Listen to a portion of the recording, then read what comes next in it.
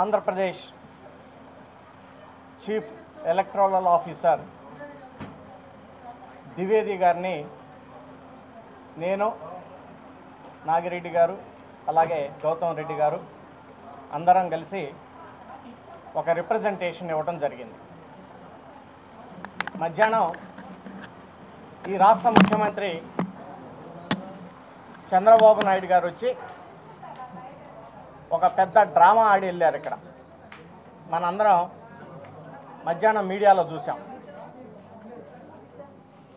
వాస్తవానికి ఈ రాష్ట్రంలో చంద్రబాబు నాయుడు గారే అధికార దుర్వినియోగానికి పాల్పడుతూ ఈరోజు ప్రజల దృష్టిని మలచడం కోసం ఎలక్షన్ కమిషన్ గారిని వచ్చి కలిసి ఇక్కడికి తనకేదో అన్యాయం జరిగిపోతున్నట్టు, తనకేదో అందరూ మోసం చేస్తున్నట్టు ఒక పెద్ద డ్రామా ఆడి వెళ్ళారు. మేము అడుగుతా ఉన్నాం, ఈ భారతదేశ రాజకీయ వ్యవస్థలో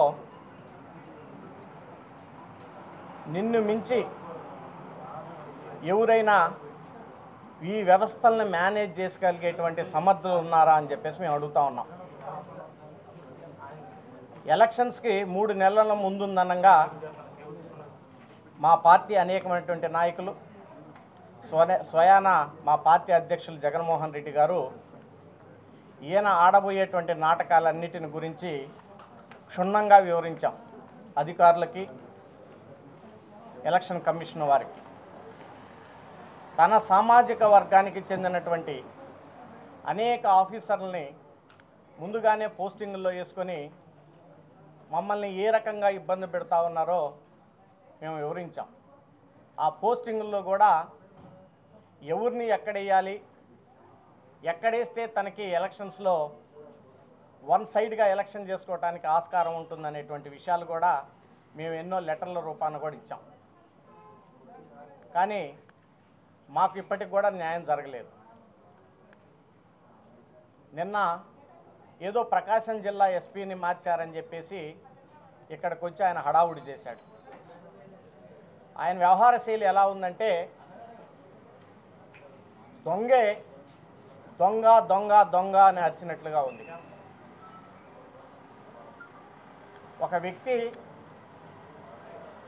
కోర్టులో ఒక ముద్దాయి నిలబడి, చంద్రబాబు లాంటి వ్యక్తి, అయ్యా నేను ఏం తప్పు చేయలేదు, నన్ను శిక్షించొద్దు అని చెప్పేసి జడ్జి గారిని ముత్తుకుంటా ఉన్నాడంట. గవర్నమెంట్ ప్లేడర్ చెప్పాడంట, సార్ సొంత తల్లిదండ్రులను చంపినటువంటి వ్యక్తి నేను అనాథనే, నన్ను వదిలిపెట్టమని చెప్పేసి బత్యంలాడుతున్నా ఉన్నాడు ఇక్కడ కోర్టుకు వచ్చేసి గవర్నమెంట్ ప్లేడర్ చెప్పాడంట. ఈయన వ్యవహార శైలి ఆ రకంగా ఉంటుంది. ఈ మనిషే హత్య చేస్తాడు చంద్రబాబు నాయుడు గారు. ఆ శవయాత్రలో పూలు జల్లుకుంటూ శవయాత్ర కానిస్తూ ఉంటాడు. స్వయాన ఎన్టీ రామారావు గారికి చంపి జోహార్ ఎన్టీఆర్, జోహార్ ఎన్టీఆర్ అని చెప్పేసి పూలు చల్లుకొని పోయినటువంటి పరిస్థితిని మనం చూసాం. నేను అడుగుతా ఉన్నాను చంద్రబాబు నాయుడు గారిని, 2009 ఎన్నికల్లో అప్పుడు కాంగ్రెస్ పార్టీ అధికారంలో ఉంది. రాష్ట్ర ముఖ్యమంత్రిగా రాజశేఖర్ రెడ్డి గారు ఉన్నారు. అప్పుడు డీజీపీ ఎస్ఎస్పీ యాదవ్ గారిని ఎలక్షన్ కమిషన్ మారిస్తే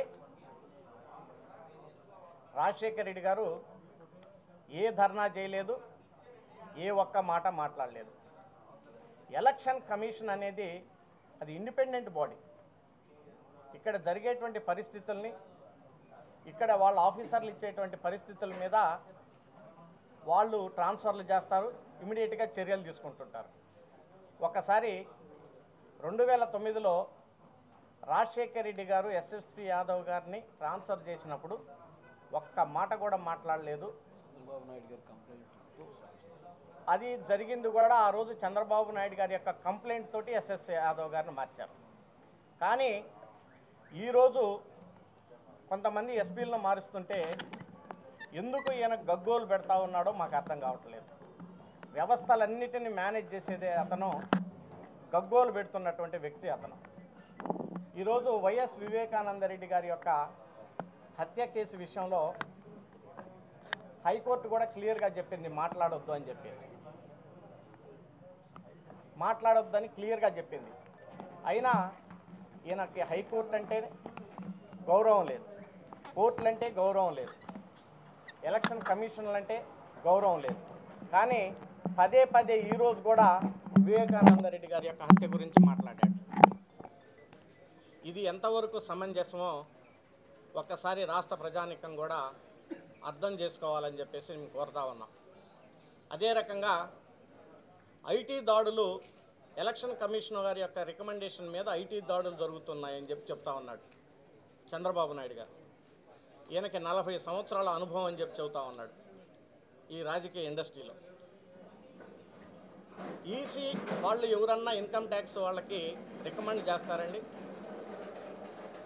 ఐటీ అనేది సపరేట్ బాడీ. ఎలక్షన్ కమిషన్ వారి యొక్క రికమెండేషన్ ప్రకారంగా ఐటీ వాళ్ళు దాడులు చేస్తానని చెప్పేసి ఈరోజు తప్పుడు ప్రచారాలు చేస్తూ ఉన్నాడు. మేము అడుగుతా ఉన్నాం, ఎవరైనా తప్పు చేయకపోతే నీకు ఐటీ దాడులు చేస్తే నీకేంటి బాధ అని చెప్పేసి అడుగుతా ఉన్నాం. నువ్వేం తప్పు చేయలేదు, నీ దగ్గర డబ్బులు లేవు, నువ్వు డబ్బు పంచట్లేదు, ఐటీ దాడులు చేస్తే తప్పేంటండి? అంటే ఐటీ దాడులు ఎక్కడా జరగకూడదు. నువ్వు 100 కోట్ల రూపాయలు డబ్బులు విచ్చలవిడిగా ఖర్చు పెట్టవచ్చు, నువ్వు 100 కోట్ల రూపాయలు సంపాదించవచ్చు. ఐటీ వాళ్ళు నిన్ను ప్రశ్నించకూడదు, సిబిఐ వాళ్ళు నిన్ను ప్రశ్నించకూడదు. ఈయన వ్యవహార శైలి చూస్తూ ఉంటుంటే ఏ రకంగా ఈయన ప్రవర్తన ఉందో ఒక్కసారి అర్థం చేసుకోమని చెప్పేసి మేము కోరుతా ఉన్నాం. చివరిగా ఇంకొక విషయం ఈ రాష్ట్ర ప్రజానికానికి చెప్పదలుచుకుంది ఏంటంటే, ఈ చంద్రబాబు నాయుడు గారి యొక్క వ్యవహార శైలిని గురించి.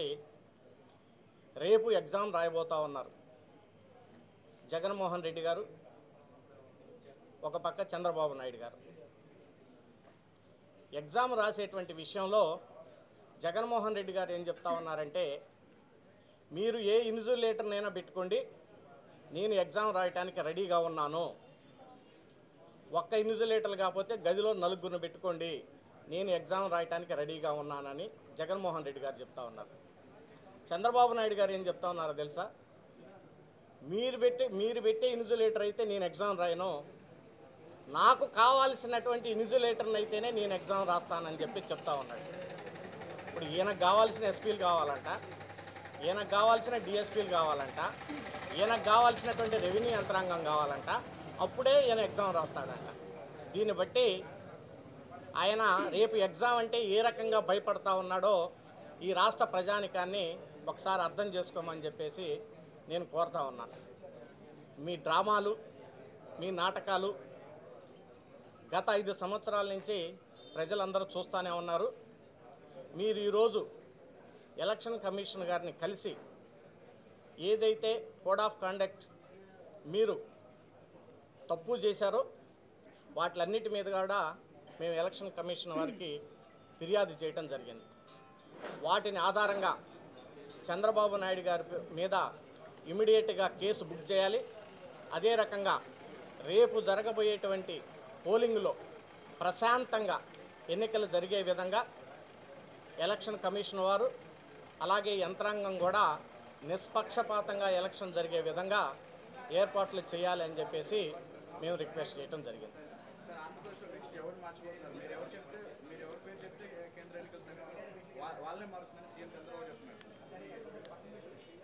ఆయనకి చేతగాక చెప్పాను కదా, ఇంతకుముందే చెప్పాను కదా, ఎగ్జాంపుల్ కూడా చెప్పాను. అతనికి చేతగాక రేపు ఎగ్జామ్ రాయటం చేతగాక నాకు కావాల్సిన ఇన్సులేటర్నే కావాలని చెప్పేసి ఆయన కోరుకోవటం. దీన్ని బట్టే ఆయన ఓటమి ఏంటో రేపు తేలబోతా ఉంది.